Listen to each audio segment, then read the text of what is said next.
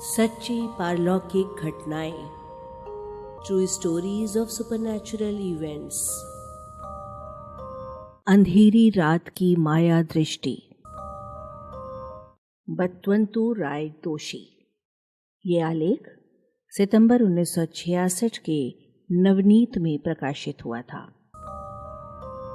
1935 की बात है। राजकोट के कुछ युवकों ने रंगभूमि सुधार संघ नामक संस्था की स्थापना की। जहरी सांप नामक नाटक खेलना निश्चित हुआ। ये लोग सांगड़वा चौक के पास एक पुराने मकान में पूर्वाभ्यास करने लगे। सभी कलाकार अवैतनिक थे। जलपान का खर्च भी अपनी गांठ से करते थे। उन दिनों रमजान चल रहे थे, अतः मुस्लिम होटल प्रायः रात भर खुले रहते थे। ये लोग पूर्वाभ्यास के पश्चात साइकिलों पर लौटते हुए किसी होटल में जलपान करके घर जाते थे। कभी कभी पूर्वाभ्यास रात में बड़ी देर तक चला करता था। इस पर भी इन लोगों का क्रम यही रहता था। ऐसी ही एक रात का जिक्र है। लगभग रात का 1 बजा था। ये 3 मित्र बलू भाई, उमर भाई और हकू भाई होटल से जलपान करके साइकिलों पर घर लौट रहे थे। मार्ग में एक पुल पड़ता था जो नगर को सदर से मिलाता है। ये लोग वहां पहुंचे ही थे कि देखा एक औरत एक मकान की चौखट पर खड़ी रो रही है। बड़ा अचरज हुआ। उसे देखकर ये लोग साइकिलों से उतर पड़े।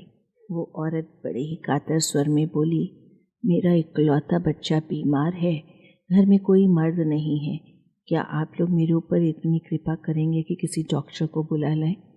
उमर भाई तुरंत डॉक्टर को बुलाने चल दिए। शेष दोनों उस औरत के पास रह गए।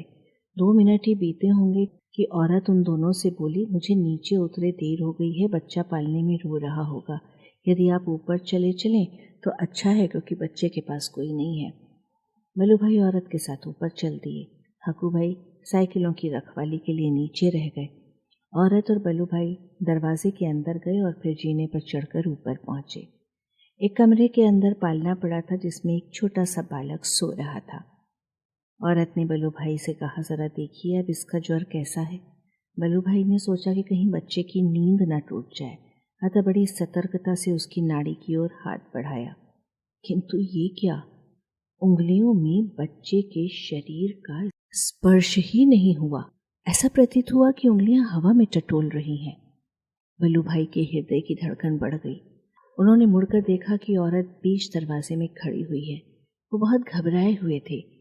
कांपते हुए स्वर में उन्होंने औरत से पूछा, बच्चे का शरीर ऐसा क्यों लग रहा है? औरत बोली, ऐसा तो होगा ही, क्योंकि बच्चे को मरे हुए वर्षों हो गए हैं।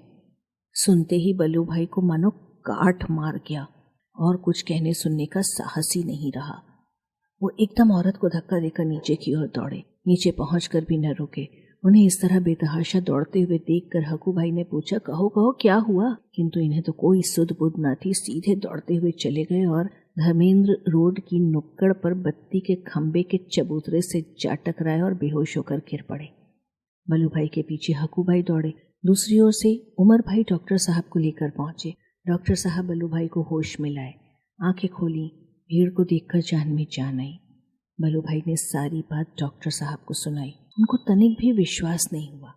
सबकी राय हुई कि उसी मकान पर पहुंचकर पता लगाया जाए कि तथ्य क्या है। मकान पर पहुंचकर बलू भाई ने देखा कि जिस दरवाजे के अंदर वो गए थे वहां पर एक बहुत बड़ा सा ताला पड़ा हुआ है। बलू भाई सन्नाटे में आ गए, क्योंकि ताले में जंग लगी हुई थी और देखने से ऐसा मालूम होता था मानो वर्षों से न खोला गया हो। डॉक्टर साहब को विश्वास नहीं हुआ कि बलू भाई उस दरवाजे से अंदर गए होंगे। उन्होंने सोचा कि इनको भ्रम हुआ है, किंतु हुकू भाई ने साक्षी दी कि बलू भाई इसी दरवाजे से अंदर गए थे। शोर शराबा सुनकर कुछ पड़ोसी भी इकट्ठे हो गए। सबकी राय हुई मकान के मालिक से जाकर पूछा जाए कि मकान कब से नहीं खुला है। पासी की गली में एक नागर परिवार रहता था जो उस मकान का मालिक था। नागर जी को जगाया गया, सारा वृत्तांत सुनाया गया तो उन्होंने बताया, लगभग 10 वर्ष पहले की बात है। उस मकान में एक विधवा अपनी गोदी के बच्चे के साथ किराए पर रहती थी। बच्चा एकाएक बीमार पड़ा और एक ही दिन के रोग में चल बसा। इस शोक को विधवा सहन न कर सकी। वो विक्षिप्त हो गई और एक दिन उसने आत्महत्या कर ली। इस दुर्घटना के बाद वो विधवा कई बार दिखाई दी। इसी कारण और किराएदारों ने भी वो मकान खाली कर दिया। तब से मैंने मकान में ताला डाला हुआ है और एक बार भी नहीं खोला है कभी। तब ये कैसे संभव है कि उसके अंदर कोई घुसा हो? बलू भाई ने जोर देकर कहा कि वो अवश्य उस मकान के अंदर गए थे।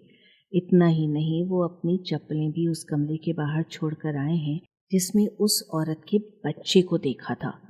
सब लोगों ने ये निश्चित किया कि वो मकान खोलकर उसके अंदर जाना चाहिए।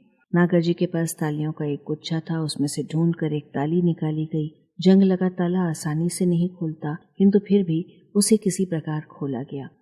सब लोग दरवाजे के अंदर गए। जीने पर धूल जमी हुई थी, किंतु प्रत्येक सीढ़ी पर स्पष्ट रूप से पैरों के निशान बने हुए थे, मानो अभी उसमें से कोई ऊपर गया हो। ये देखकर लोग चकित रह गए, किंतु ये मानना पड़ा कि बलू भाई जीने पर चढ़कर वास्तव में ऊपर गए थे। उस कमरे के दरवाजे पर पहुंचे जिसमें उन्होंने बच्चे को देखा था, तो चप्पलों की जोड़ी बाहर रखी हुई थी, किंतु दरवाजे में ताला लगा हुआ था। ये ताला भी कुछ दिक्कत के साथ खुला।